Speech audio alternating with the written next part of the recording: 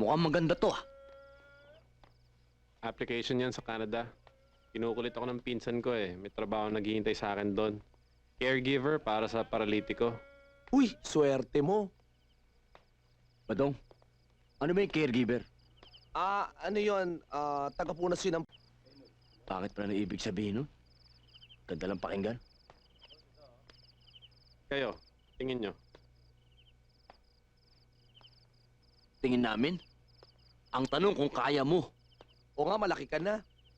Mukhang mahirap eh. Ang layo nun kapag may aberya, di... Aberya? Ba't isipin mo kagad yung aberya? Oo nga naman. Ang isipin mo, magiging okay ang buhay mo doon, tsaka yung magiging masaya ka. Yung sa sobrang saya mo, nakaganyan ka na lang. Yung ganon. Masaya naman ako dito eh.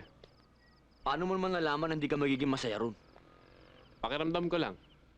Eh, ang lamig-lamig dun sa Canada, di ba? Mamaya, sumakit lang rayuma ko. Kung ano-ano iniisip mo eh. Alam mo, ang tanong talaga doon, kung kaya mo ba yun? Hindi ko alam. At ito ka kahit kailan wala mo. Pero na, Oo? gusto mo patunayan ko. Pati na nga. Dito nga, ngayon nga, dito. Tumahimik ka na nga. Oo! Mamaya, may mangyari pa, malatigo ako. Sa Singapore yun. Alam mo, Abdon, application pa lang naman to eh. Para sa akin, di padala mo muna. Pag natanggap ka, tsaka mo problemahin. Don, saan tayo? Tara, dito. Dito mo tayo. Okay. Hanap tayong chicks. Pampulutan. Yak! Kadiri! At saka to, puro chika naman. Hanggang ngayon naman, wala naman jowa. Bakit? Si Pepe rin naman ah. Oo nga. Lakas nito. Alam mo, naku, eto, buti na banggit niya, halika. Eto, medyo seryoso to pag-usapan natin. Pwede ba sa isang taon, pag wala pa rin tayong mga syota, pwede ba tayong tatlo na lang? Ano, Uwi na subukan ako. nyo? Uy, pag-usapan natin to, teka lang. Tandaan nyo yan dalawa, mapapasakin din kayo, tandaan nyo yan. Kung hindi tayo kikilos ngayon, kailan pa?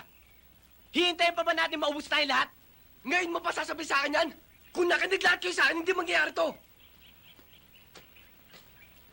Baka nakakalimutan mo na si Kuya Ramon mismo nagsabi na maghintay tayo ng tamang pagkakataon. Hindi sa lahat ng bagay. Jess, sa paghihintay dyan nawawalan ng pagkakataon. Gusto mo sabihin kay Kuya Ramon yan? Sige, sabihin mo.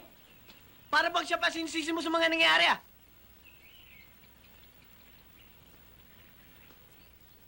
Jess, hindi si Kuya Ramon. Tayong lahat! Lahat ng taong tumahimik at pumayag sa mga kawalang yan ng mga salbosa. Magaganda naman lahat ng sinasabi niyo eh. Pero kung lumaban tayo noon pa lang, siguro hindi lang si Kuya Ramon nakalibing dyan. Hoy, tumigil nga kayo. Bigyan nyo ang kahiyan si Kuya Ramon. Dito pa kayo sa harap niya nagtalo. Para kay Kuya Ramon, ubusin natin lahat ng mga salbosa. Dapat wag natin kalimutan ang parating niya sinasabi na kailangan gamitin ng utak bagong kapasukan. Kailangan natin magplano. Dahil pagdating sa kayupan, hindi magpapatalo ang mga salbosa. Siguro naman din tayo. May mga armas na tayo. Ano pa bang hinihintay natin? Kumilos na tayo ngayon. Ubusin na natin ang mga salbosa yan.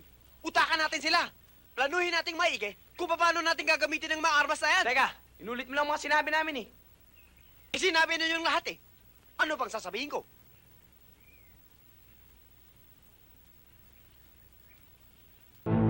Walang iya ka talaga, Ismael.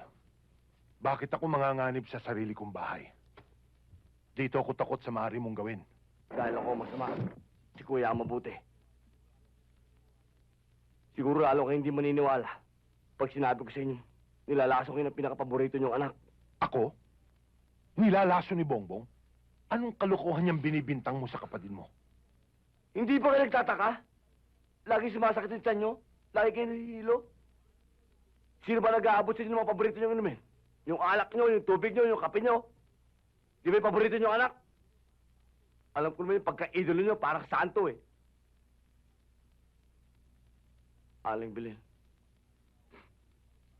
Pakisabi nga ako kay Papa kung bakit gusto siyang patayin ng pinakamamahal niyang anak.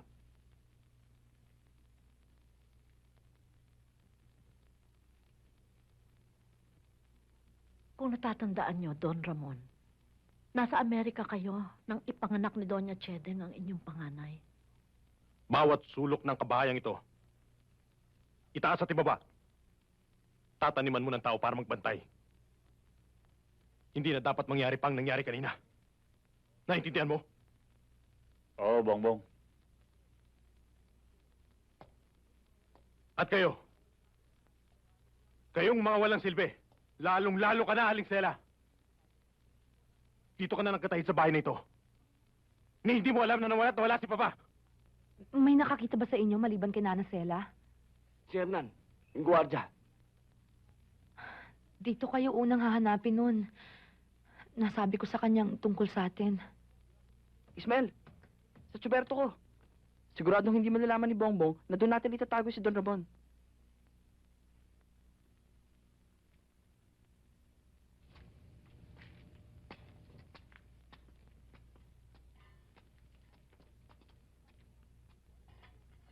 Para maiwasan natin yung kung ano pang problema darating. Iluwas na lang lahat sa Maynila yung airpods mo. Hindi lang yun ang iniisip ko. Kinakabahan ako para kay Aling Belen. Siya ang may hawak ng susi. Sa lahat ng sikreto ng Kuya Bongbong.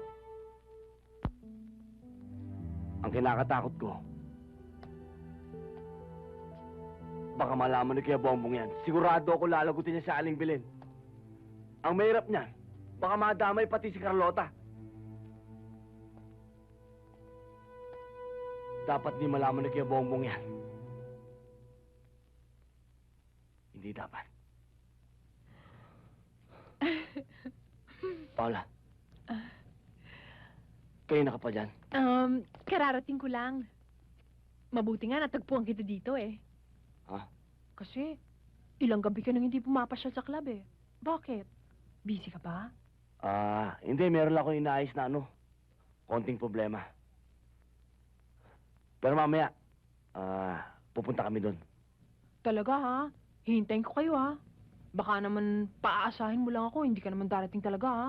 Kung sakaling hindi pa pwede si Ismael, ako darating ako. O sige, aalis na ako. Hihintayin ko kayo ha? Bye-bye. Bye, Paula.